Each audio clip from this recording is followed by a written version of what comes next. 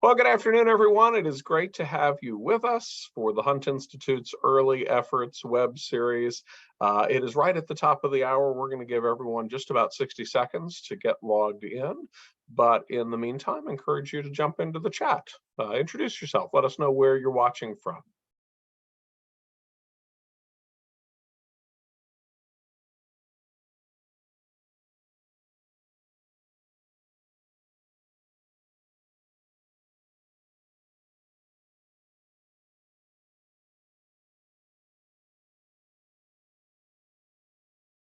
Oh, I think this means the chat may not be functioning.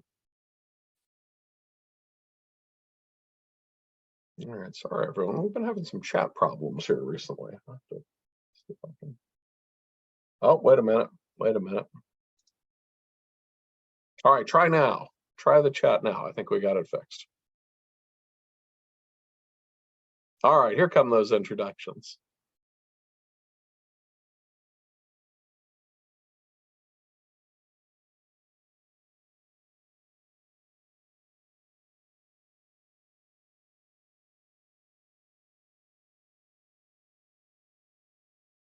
Got to be a speed reader here.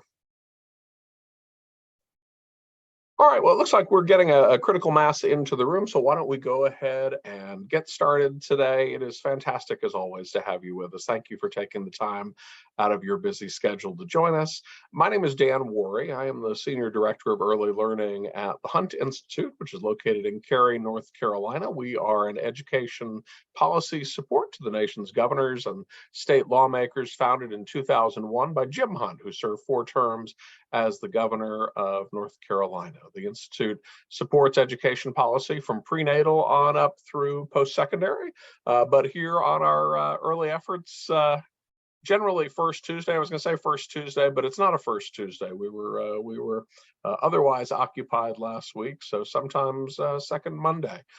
We come together for the Early Efforts web series, and we talk about early childhood education. We are excited today to be talking about kindergarten. The kindergarten year serves as such an important bridge into K-12 education. It is a critical transition point at which parents and schools have an opportunity to really connect and make it a relationship that will help to serve those kids throughout the rest of their education career, and a chance for teachers and students to really get off on the right foot and on the path to success in K-12 education. We have a fantastic panel with us today. Swati Adakar is the, I have to get this correct, Swati. These federal government titles are doozy sometimes. Deputy Assistant Secretary for Policy and Early Learning at the United States Department of Education. Anna Severns is joining us. She is an education programs professional at the Nevada Department of Education. And Georgia Miartin is Executive Director of South Carolina First Steps to School Readiness in Columbia, South Carolina. Before we begin, just a couple of quick housekeeping items. Later in the hour, as always, we will take your questions for the panel, and so I invite you to use the Q&A function, which is located in the Zoom toolbar down at the bottom of your screen. If you can make sure to use the Q&A as opposed to the chat. You can see how quickly the chat often moves during this hour, and so we would hate for your question to get lost. If you can do it in the Q&A instead, then we will be sure to be able to get to it.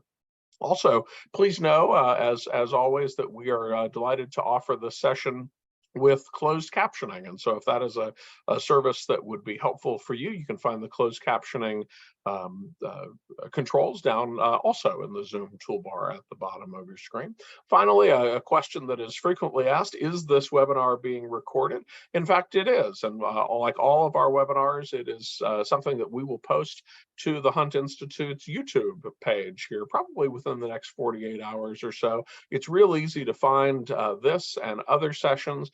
Go to YouTube, enter Hunt Institute in the search bar, and it will pull up our account, and you'll be able to find lots of things there for your viewing pleasure.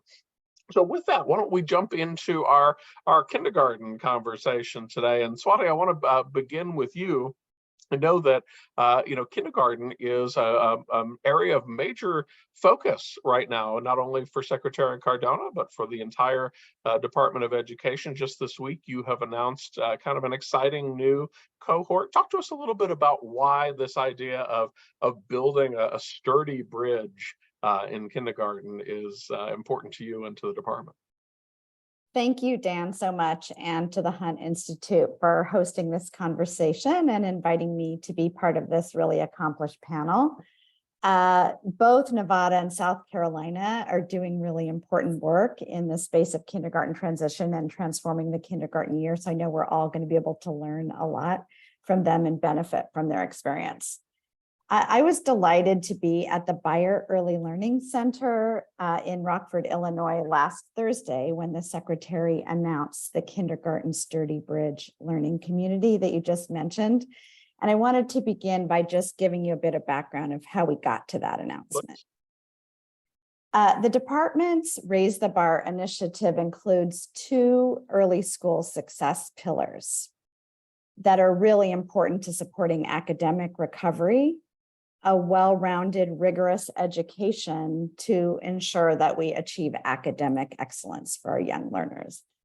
Those are first to expand access to high-quality preschool, encouraging school districts to leverage federal funding and particularly Title I funds. The second is ensuring kindergarten can be a more sturdy bridge between the early years and early grades. And these support the department's kindergarten-centered preschool through 3rd grade agenda. So why are we focused on kindergarten? That's a fair question. Kindergarten is often the first formal at scale early learning opportunity for providing those critical supports and interventions needed to assure on-track development in a school setting. Children are arriving from really diverse settings and experiences. Those settings are voluntary, parent choice, of varying quality, and at this juncture, unfortunately, not yet resourced at scale, although we're all working on that. Children arrive with a wide range of developmental and linguistic strengths, learning differences, developmental delays, and disabilities. All too often, students are entering kindergarten with undetected and undiagnosed physical and behavioral health challenges. Kindergarten is a key inflection point for early learning, for early school success, and for equity. Why? Because the gap at the end of the kindergarten year can be substantial and persist into the early elementary grades and even beyond, which means that kindergarten's predictive of which children will experience early school success and which will not. Kindergarten's an important step on the learning journey that should afford every student multiple pathways for high school graduation and career success. As importantly, the kindergarten year presents a crucial opportunity to build those partnerships with parents and families, and that foundation of trust to work with them on nurturing the daily habits and routines, including everyday school attendance, that are essential to accelerating learning recovery and assuring early school success. The Kindergarten Sturdy Bridge learning community announced last week is an important aspect of this overall strategy that I just described. It's a multi-state effort to make kindergarten a transformational experience at the start of each student's formal educational journey. State education agencies have been invited to participate in a community of practice where they can benefit from peer learning, receive technical assistance, and share best practices to transform how students experience both the kindergarten year and those critical transitions to kindergarten and 1st grade.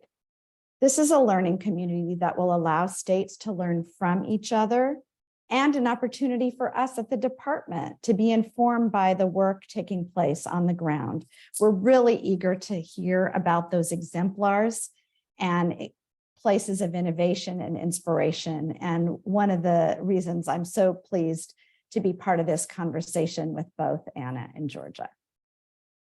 Why, thank you. And I'm gonna take a minute here. Wanted to alert everyone to, but I'm gonna drop in the chat the announcement of the Sturdy Bridge community of practice, so that those who are in our audience may be able to get involved. Although I understand that it's something that it likely needs to happen through state departments of education. Can you maybe share a little bit around how those who are viewing might one, maybe raise this up to the attention of those in their state departments, but also maybe get involved themselves? That's great. So state chiefs have received an invitation and an interest form, and you just dropped in the chat the same information that has been shared not only with state chiefs broadly, and with all of the folks on this webinar, encouraging their state chiefs to put a team together to participate in this learning community. Each state chief will appoint a local coordinator to put these teams together. So that's how the process will work. And there's a team of folks at Chapel Hill, University of North Carolina, that will be working with partners, a diverse array of partners to support this effort. So if someone wanted to get involved personally, maybe the best route would be to contact their State Department of Education, let them know that they know about the opportunity, and maybe make them aware of their interest. That's exactly right, Dan. And I should also mention that we want to get those interest forms in by October 6th, with the goal of really ensuring this community of practice happens this school year. So October 6th is just around the corner. I love it. Well, I want to, as we transition to Anna, I want to put my former kindergarten teacher hat on, and just say how much I love that the department is doing this, and Anna, the work that I know that Nevada is doing as well.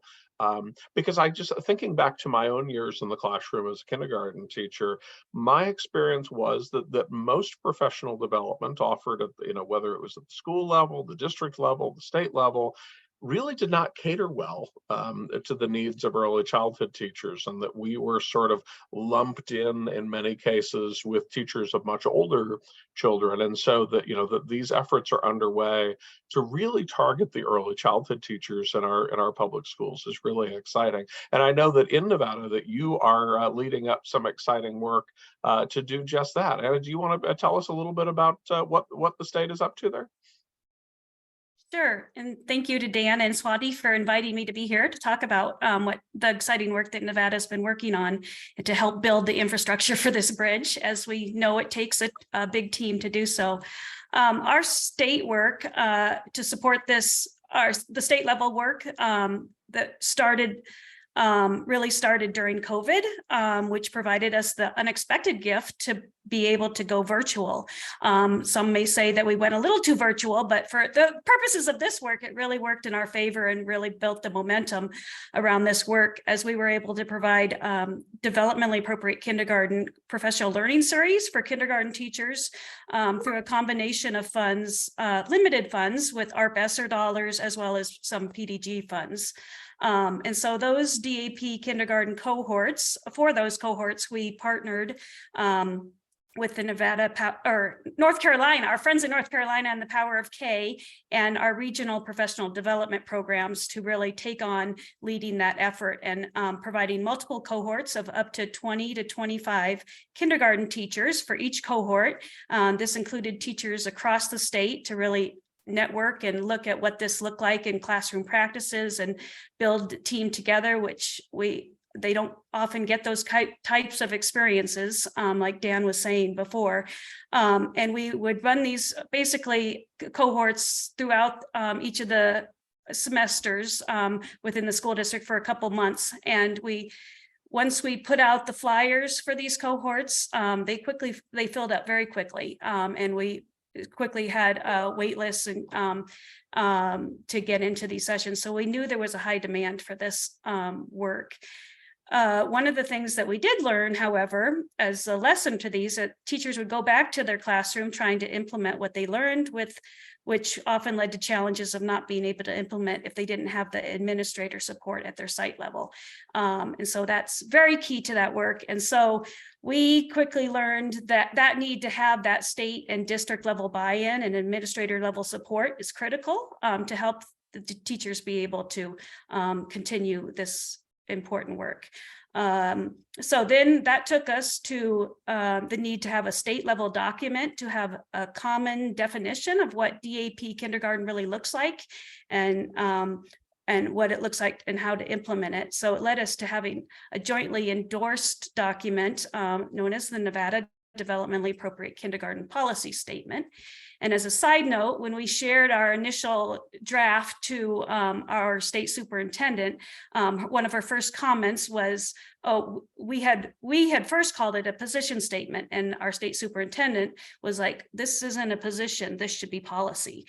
And so we were very excited to have that comment and quickly made that change and to move forward.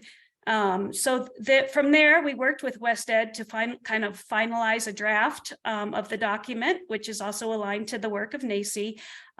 It is a working document and is a joint endorsement that was signed by the State Early Child Advisor Council as well as the Nevada Department of Ed. And then we further presented it to the State Board of Education, which was very at the end of 2022. And they were very supportive of the work as well. So we were excited to kind of have that momentum and that leadership support. At the same time, we were participating, West Ed and the Social Emotional Center was hosting a Transforming Kindergarten Collaborative, which we also participated in with representatives from across the Department of Education and different offices and other key partners to help further this work and related communication efforts. So as that developmentally appropriate kindergarten policy statement was coming out, we all had this joint kind of team across office to help support that work. Also, a few things, just a few other related work that also supports these efforts in Nevada that we've been working on is our kindergarten transition work, which we've been working for the last couple of years with Ed Council to help us create a kindergarten transition guide and providing some direct technical assistance to districts and to help it really looking at what it takes to create that strong transitional kindergarten plan within the districts. We've also been working to last year, one of our regional professional development programs really took it on to have a pre-K to kindergarten conference. And we hope to kind of support that regionally within the different regions of the state. And we are also in the third year of having a P3 Leadership Academy for administrators funded by Title IIA funds to have Nevada cohorts participate in this opportunity each year alongside the National P3 Center and our state facilitators. So we're kind of doing two efforts of helping strengthen the educators and the teachers in kindergarten, as well as the administrative support for administrators and district administrators as well, and state administrators that we know is critical to moving this work forward.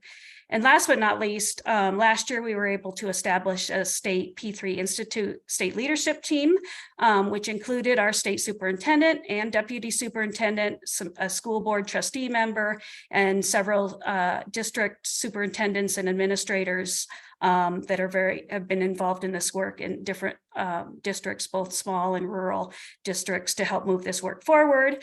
And that was really the first time that we had this type of that high level of support and participation in this work. So we look forward to their continued engagement as we plan to continue to move this work forward in our DAP cohorts through our current PDG 0 to 5 funds. So a lot of exciting things moving forward and helping to support the bridge. Thank you. I have so many questions that we will circle back to throughout the course of the hour. But what a fantastic list of all the things that Nevada is doing to really help to support here during the kindergarten year and to promote developmentally appropriate practices during the early years, which is just so critical. I do want to remind you, I want to bring Georgia into the conversation, but I want to remind you that in just a couple of minutes, we will transition to taking some of your questions. So if you haven't already, please feel free to drop those into the Q&A, and we'll get to those in just a couple of minutes. Georgia, I want to sort of now connect something that Anna said to what you're doing in South Carolina at First Steps. She mentioned creating this sort of transition guide, right? So we've talked so much already about the importance of the sort of the literal kindergarten year itself, but South Carolina is involved in some really innovative practices when it comes to the process of transitioning kids into kindergarten through the Countdown to Kindergarten program. So I wanted to give you a moment to share a little bit about what is the problem that Countdown to Kindergarten was trying to solve, who is it for, and how does it work? Thanks, Dan. And thanks for queuing me up so beautifully, because I think, when I think about the problem that we were trying to solve, it's a problem that any of us who are parents can relate to. I'm a mom with 3 young kids myself. And so I want to start there with that image that I think we all have of the parents standing outside on that first day of kindergarten, their kids walking into the school building, and there's all the teary-eyed parents. Well, why are parents crying when their children are heading into school on this first day of their educational journey? What we want parents to be doing is celebrating. We want parents to be there with their children with that feeling of you got this, and we know what to expect and we know how this is going to go, but that's not the experience of so many families.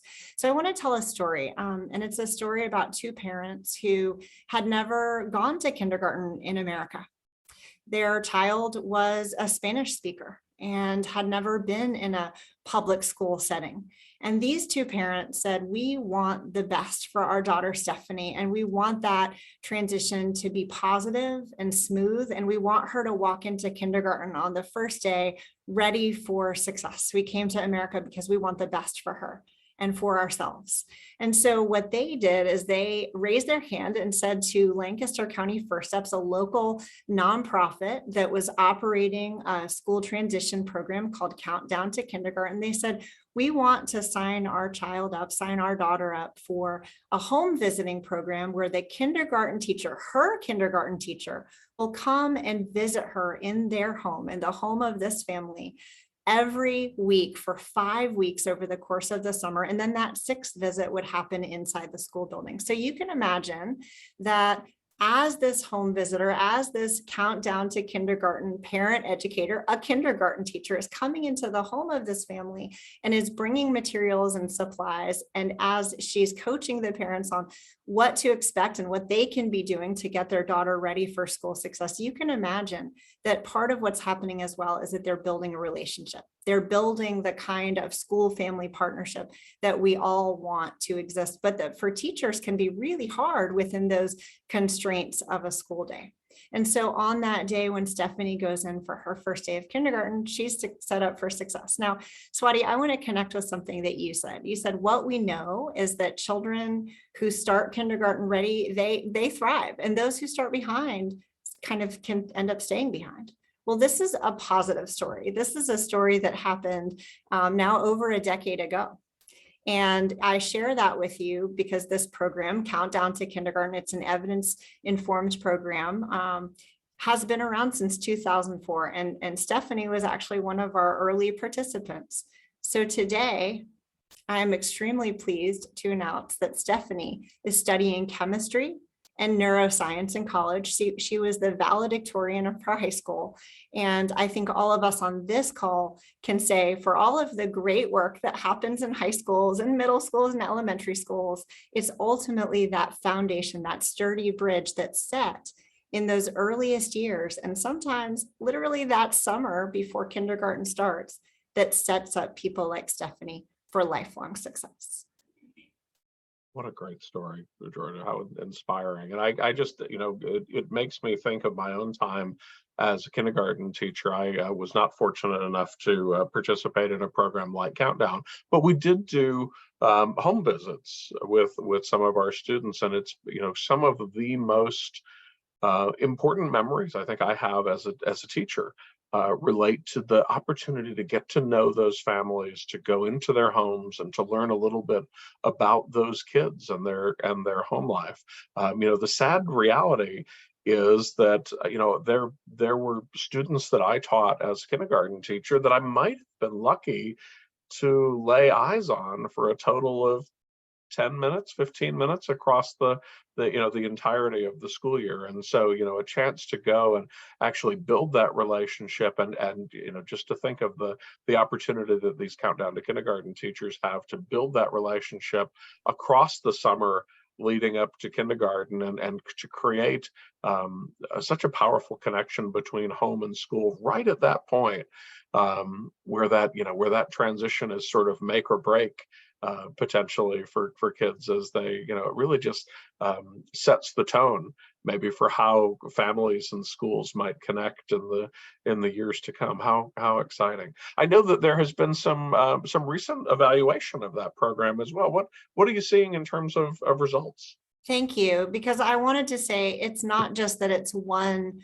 positive story. It is something that is replicable. Because we've been at this for next year will be 2 decades. We have an amazing body of research that we've been able to pull together to really look at what are the implications of a formalized program like this. And what we see is that children who participate in Countdown to Kindergarten, who are, I do want to point this out, these are children who have a number of risk factors which put them at risk for failure in early school. So I hate to use that terminology, but that's what the data says. If they have these risk factors, they're most at risk of early school failure. So these children who are participating in Countdown to Kindergarten, who are already at risk of early school failure, they had statistically significantly higher scores in all areas when compared to their like peers. And I'm going to point out those areas were language and literacy skills, math skills, social foundation skills, and also stronger homeschool relations. And not surprisingly, we also looked at these domains in comparison to children who did not qualify for Countdown to Kindergarten. So these are kids who don't have those risk factors. And we saw that in the domain of homeschool relations, our Countdown to Kindergarten students outperformed, and that was a stronger relationship even than those where the parents would not have qualified and the child would not have qualified for this program. So it's working across all of those domains that we know are so key to early school success. What does that translate to in practice, Georgia, the homeschool relationship? Is that things like showing up for parent-teacher conferences, or how is that measured? I always chuckle when folks use chronic absenteeism as a child level measure, because kindergartners don't drive themselves to school and they don't walk out the door of their home and load up on a school bus themselves. It takes a parent or a grandparent or an engaged caregiver to make that happen. So, one of the measures that we look at early on is decreasing chronic absenteeism in the early school years. We look at that importance of attending. For you to get the full dosage of kindergarten, you got to show up. And so a positive home-school relationship results in a parent who knows the value of kindergarten, who understands that maybe unlike their childcare experience where they could drop off their child when it was needed for work or stay home when it wasn't needed, kindergarten is really different. And there's a certain level of education that takes to educate the parents about this really big transition that's happening as well. So we see some positive outcomes, across a variety of domains, including that really basic one. That's fantastic. We're going to jump to some questions here from the chat in just a minute, but I want to circle back on something that Anna had said, and Swati, I may pose this initially to you and let Anna jump in. But one of the things that jumped out at me in the Nevada conversation is the importance of building level administrators and school district level administrators, because it is not uncommon, really, that even elementary school principals, for example, may come to that work from experience working with much older children, and may have precious little early childhood background, may not have even themselves taught in elementary schools. So maybe a question to you both, and Swati, I don't know if maybe there are already thoughts on how best to incorporate administrators into these new cohorts, and then Anna, I'd love to hear more about sort of the results that you're getting incorporating administrators. I think it is a really important question, because this work has got to be systemic. There's no one piece alone that can do it. So leadership is critical at all levels. And I think Anna's story about their evolution points to that. Couple key partner organizations who've been doing this work and have really been digging into this particular issue are NAESP, the National Association for Elementary School Principals. They have a guide for principals exactly on this. It's really well done, and you may be familiar with it. And they've been doing a lot of sessions and very committed to this work. AASA is doing the same thing for superintendents. And I think what's really hopeful is their approaches are comprehensive and they're not kind of surgical approaches. It's really looking at how can leaders play a role in building this continuity and creating a seamless experience, of which, kindergarten is a critical piece of this continuum. And how about in Nevada? What is your experience with the school administrator piece of the puzzle?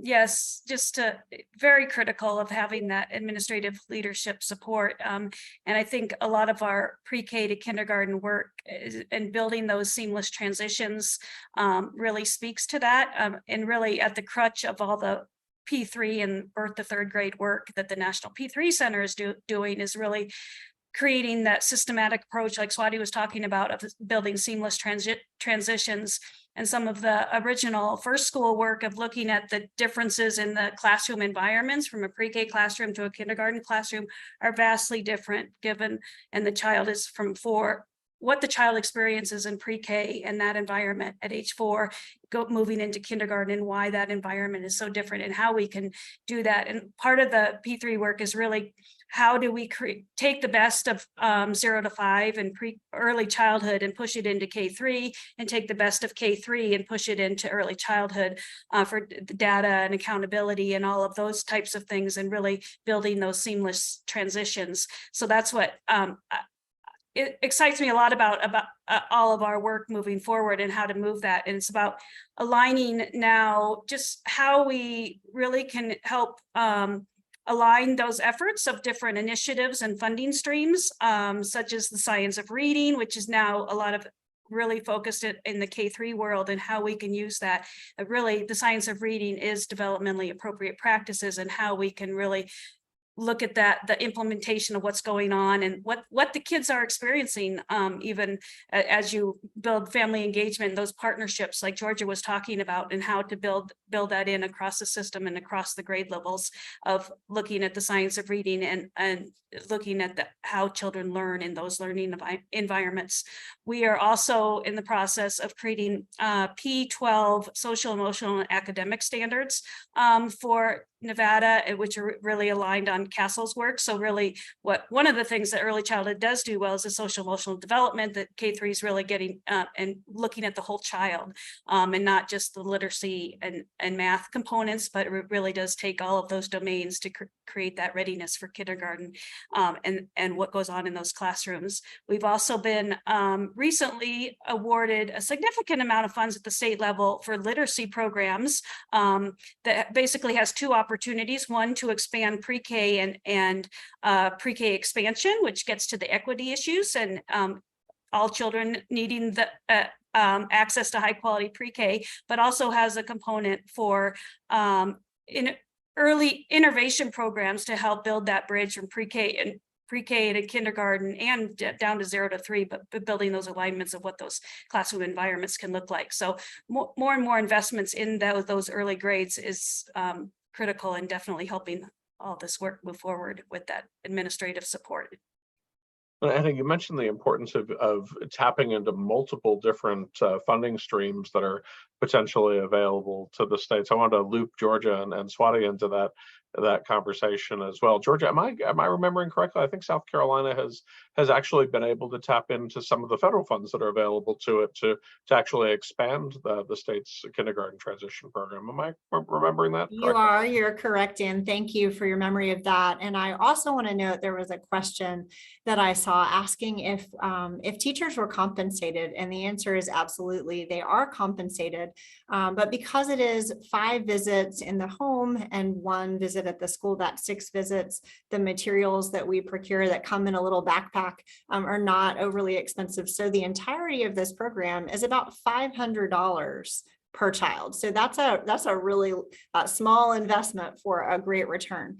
And one of the things that we have been able to do is to really blend and braid federal dollars, state dollars, and philanthropic support. And so when I play that out, we started the program primarily with philanthropic dollars and state dollars, state General Assembly allocated dollars, and then saw that there was a lot of interest in growing the program in our counties that were already offering it and across the state.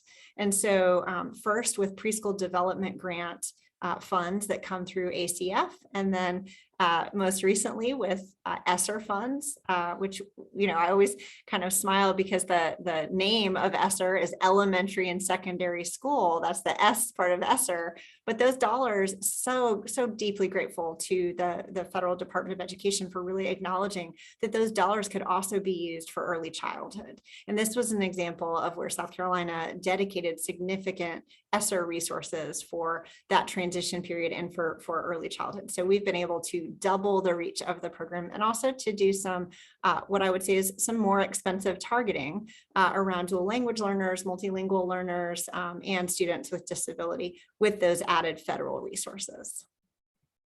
So I want to give you a chance to sort of jump in there from the federal perspective. Are there other funding streams maybe that are available to school districts that maybe aren't always being tapped into for early childhood that maybe states could be thinking more creatively about?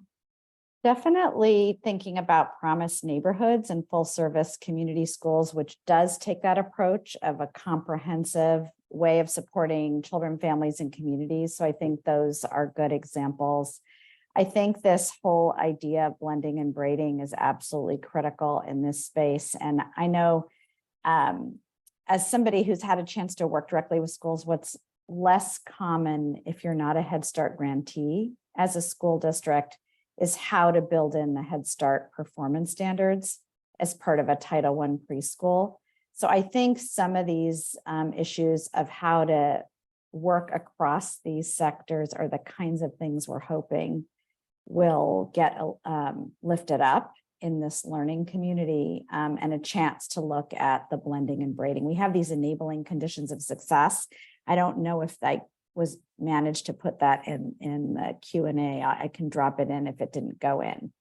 But if you don't see it, let me know and I'll put it back in there. But we talk about the enabling conditions of success and the different things from, you know, beginning with an equity lens. I know that was one of the questions, how we're building in equity.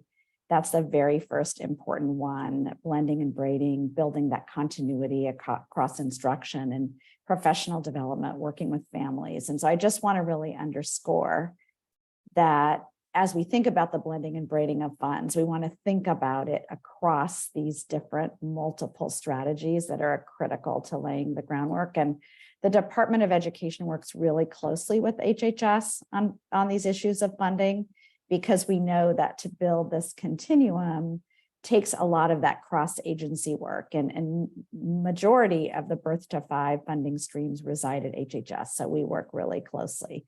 And, you know, it's great to hear in South Carolina how the PDG, preschool development grants, have been used to accelerate the kindergarten transition. And we've been hearing that from other folks as well. The Bipartisan Safer Communities Act that was passed not that long ago also supports early learners. And I think people are less conversant with that, perhaps. Good opportunities for maybe some in the audience to dig in on those topics. Could be a good source of income for funding for these programs. Let's jump into some of the questions in the chat. There's a question here that's for Georgia, but I want to maybe also broaden it up and let all of you weigh in on it. I think, Georgia, the question specifically is, I think related to Countdown to Kindergarten, and Sheila is asking whether there is an opportunity when the teachers go into the home, not only to connect with the family, but is there an opportunity to connect with their preschool teachers or their family childcare provider, or maybe other professionals that have been working with the child prior to kindergarten entry. I definitely would want you to weigh in on that on Countdown, but also I'm aware that you help to administer the mixed delivery pre-K system in South Carolina, and I would venture the guess there's an answer there as well. So, well, I appreciate that the question, because I think it's important. While I was talking about one specific program, that is an intervention, and I'm doing this with my hands because it's an intervention that lives sort of at the top of the pyramid, right? So it's an intensive and targeted intervention, but we recognize as a state that all children in South Carolina, it's about 55,000 children, walk into kindergarten every year. And so all children who are coming into kindergarten deserve to have families and communities that are supporting that, that transition in a positive and healthy way. And so what we think about is the way that at the bottom of the pyramid, more universally, we can share information. And Laura Baker, who's on our team, dropped a link in the chat, which shares information and resources with families, as well as childcare providers, Head Start providers, and others who are in the more early care and education space about what to do to get children ready for kindergarten success. And then we've also participated together with a team. I do want to give credit, supported by Education Commission of the States, to really help convene our Department of Education, our childcare community, as well as the pre-K, the mixed delivery pre-K, part of our state's early care and education system, to really think about that sharing of information between early education providers, childcare, Head Start, and the public school kindergarten providers. So they created a toolkit, and that toolkit included some of those types of direct communication resources that I think the person was bringing into the question. that's great. And how do the connections to preschool settings play into the conversations here in Nevada? We also, as part of our PDG 0 to 5 funding, we have some funds dedicated to support expanding our birth to 12 family engagement framework, which that will also bring in state pre-K programs, and our state pre-K programs are also a mixed delivery system as well within childcare and within the districts. And we've been working on how to better support that engagement, as well as some of our state early childhood advisory council work has really looked at how to also build those relationships and the communication from the pre-K to kindergarten, and the teachers and the helping with that pre-K transition plan from the kiddos in the family engagement world. Great. Question in the chat about state pre-K programs. What obviously many states, if not most states at this point, have at least some level of pre-kindergarten programming for 4-year-olds in particular, in some cases for 3-year-olds. How does that fit into this mix of the sturdy bridge metaphor, when we recognize that now, in some cases, at least for some children, not for all children by a long shot, but for some children, kindergarten is no longer sort of the first step into the school system. Absolutely. And well, the department's totally supportive of the mixed delivery approach that state, local, and federal is taking to preschool delivery. And so schools certainly are one of the settings in which children, young learners, receive preschool. The reality is, as we're working towards to reach more children with high quality preschool, which is, as I shared in the beginning, one of the high priorities of the Raise the Bar initiative and the Secretary's priorities, blending and braiding this funding is the way that we're getting there. It's, looking at state funding, it's looking at where we've seen significant advances. There's several states right now that are really pushing. We're seeing, transition kindergarten in Hawaii, California, and Hawaii's bold plan for expanding preschool access. There's several states that are working on this. And so we see the federal government as a partner in supporting systems through the preschool development grant. And of course, the federal government's preschool program is Head Start. And you know, the childcare funding streams are also an important piece of this puzzle. And so we look at the preschool period as a really important building block on this strategy for the kindergarten sturdy bridge, but we're also mindful that parents choose different settings for their kids, and the accessibility and availability at this point is not reaching every student.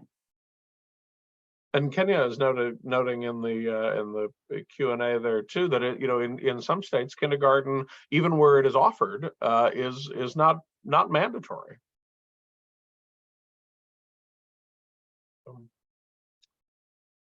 All right, let me jump into another question here.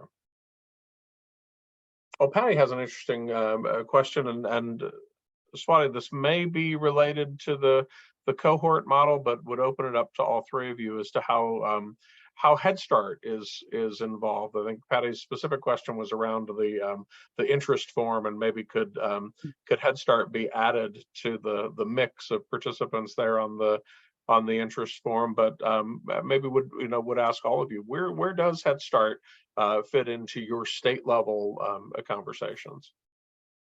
I'll defer to the state folks first to give them a chance, but it's certainly part of the federal strategy.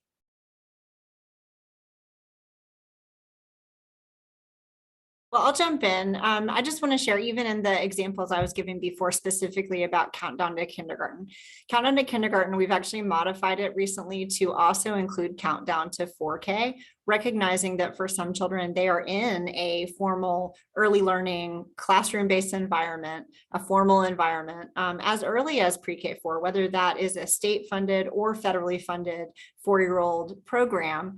And so that's a place where, as children are rising into these formalized settings, if they're rising into a Head Start setting or a state-funded setting, or in a mixed delivery system, in a private childcare, or in a public school, that all children rising into 4K would be eligible for that, regardless of what that place is. Additionally, we've acknowledged that teachers of 4-year-olds who are working with their 4-year-olds to bridge into kindergarten share some commonality. And so often we have historically siloed ourselves into the public pre-K part of our sector, or the Head Start teachers and the childcare private school teachers. But what we find is that those experiences and the opportunity to learn is shared. And so I really want to give props and credit to our state director of 4K for creating, together with her colleagues across those different platforms, using preschool development grant funds, something that we call Palmetto Pre-K Jamboree. And the Jamboree started out as an in-person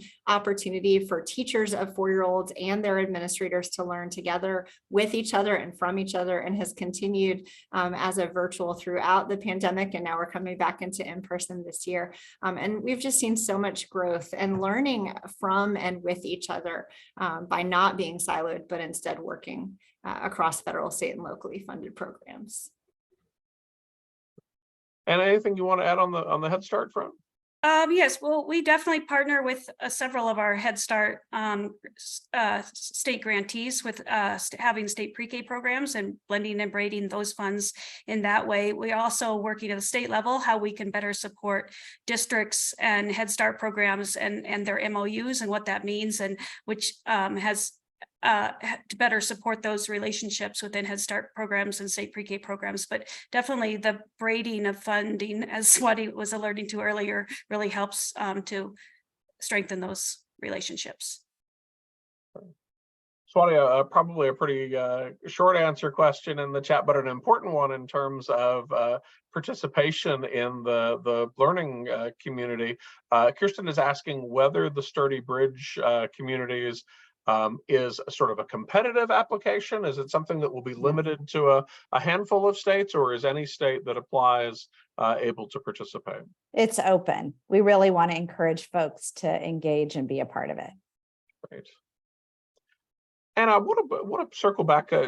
So much of what Nevada has been working on relates to this concept of developmentally appropriate practice, and I think it's important. And I certainly know as a kindergarten teacher formally, and still very much at heart, that one of the major concerns, particularly as pre-K has come into existence, is this idea of curriculum being pushed down, right? That what we used to do in kindergarten, now we're doing in pre-K, and that the kindergarten has become, in some cases, more like first grade or second grade. How do you find that balance, and how have you worked to find that balance in your statements between having sort of a rigorous academic experience, but also making sure that it is developmentally appropriate for the age of children? Great questions, Dan, and something that is an ongoing challenge for all of us. I think it's just, and I think that's what's so critical about the P3 work and building those seamless transitions across the birth to third grade continuum. And like I said earlier, pushing the best of early childhood up into K3 and the best of K3 down. And I think some of that is critical, and I think our ability to help support districts to align all of the different initiatives moving forward. Like I mentioned earlier about the science of reading, and how the science of reading is really developmentally appropriate practice. And so I think it's an opportunity for us to lift up our developmentally appropriate kindergarten policy statement and really help districts and administrators see how it really does support the science of reading and in early childhood, whether it's not just pre-K, but 0 to 5 or 0 to 8, that it really is about the whole child, and how not to lose that lens, and what really the P3 movement is all about, in keeping that whole child in mind, and what a lot of all of these initiatives and policies statements are helping to move forward. But it's definitely a ongoing process and challenge, and why it takes both administrator and superintendent level support, as well as the support for the teachers as well. Absolutely. So. And I guarantee I'm not alone in this audience in loving the push up part of the conversation as well, how we can take those best practices for early childhood and make sure that they really are a meaningful part of the primary grades as well. Really thinking of early childhood as birth through 8 as the field intends. A couple of questions, Georgia, in the chat that I'll sort of lump together around Countdown to Kindergarten. First question is whether there is a resource maybe online that shares some of those assessment results, and at least one question asking where can we find out more, and where, if maybe our community wanted to do something like South Carolina is doing with Countdown to Kindergarten, how could we learn more? Thank you. We saw some real interest when the first preschool development grant, birth through 5, the 3-year application first came out, in replicating the model. And what we realized was that we had been so busy implementing and collecting great data, but we had not worked to publish manuscripts in peer-reviewed journals. And so because of that, we weren't meeting the sort of evidence-based criteria conditions that a lot of states want to lean in on in their practice. And so we've actually used preschool development grant funds to be able to fuel some of this research and dissemination. I do want to share the one pager that kind of summarizes what I was discussing. We'll put that up on our website. We actually hadn't done that yet because it's kind of hot off the presses, but we'll share that up on our website, and I'll put all this in the chat after I speak. But we have submitted to peer-reviewed journals, and we hope that that will be forthcoming. There's a lot of interest in this field. And we do have a formalized curriculum with guides so that other states who are interested in replicating this is a research-based or research-informed, evidence-informed practice, but we haven't done that testing in a peer-reviewed journal yet to get it to that next level. So we're happy to share that and share about how to replicate. I feel like you had another question. Oh, just how more information. Yeah, so we've got several websites, one that speaks more to the program and one that is more focused on sort of what we're messaging out to families at large. And so I'll put both of those links in the chat so you can find us that way. Great. Swati and Anna, I want to ask a question of the two of you. Giovanna has asked a question that really sort of touches my heart, circling back to that whole question of kindergarten being a place where families and schools can meaningfully connect in a way that, that creates a relationship and sets sort of the expectation for what the interaction between teacher and parent, or between school and home might be for the years to come. She's saying, she's going through a challenging transition, coming from Head Start now into 5-year-old kindergarten, and finding that maybe as a parent she's not as welcome now to visit the classroom in the same way that Head Start encouraged it.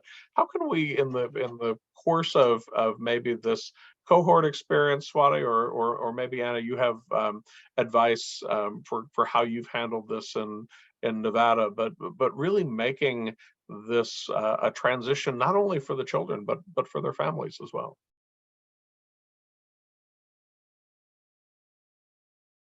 I don't know how many of you saw that report that came out not too long ago from our sister agency, Health and Human Services, on the transition and the ways in which Head Start students in particular are not having their needs met, in addition to that critical family connection that is so fundamental in Head Start. So you're absolutely right. And that is one of the big opportunities here in reframing the importance of kindergarten more broadly, beyond just, as has been said, just literacy and math, to setting that foundational floor. I've had the chance to do listening sessions with kindergarten teachers who are hungry for working in that way. And it's what drew them to the profession. And often I think they, have that experience, that the reality of working with young learners, particularly in the pre-K2, and what the needs are just so different than those later grades. So often their professional experience and the supports they need to be able to do this work is not always exactly the same. And one of the reasons we're focusing so much on this idea of meeting students' development and partnering with parents in this developmental period, and how important that is. It's so part of the Birth to 5 DNA and ethos, and we're really trying to invite that broader conversation about working with families. And that is a period where establishing those relationships is so opportune and easier, because we know that a parent knows their kindergarten student much better than anybody else. And so I think that level setting for relationship building, I saw that my colleague Laura Bornfriend from New America put a note in the chat. One of the things we're excited about is that philanthropy has stepped up to support some leader-to-leader roundtables that New America will be convening between Department of Education staff and researchers, leading practitioners and thought leaders around how we can look at special populations for whom we're really not nailing these set of services and supports, which I think is what was raised in the chat. And the Department of Education, we have, students with disabilities and English learners, which we haven't had a chance to talk necessarily about specifically, but New America is going to be convening conversations around those two specific populations as we look at the kindergarten year and transitions.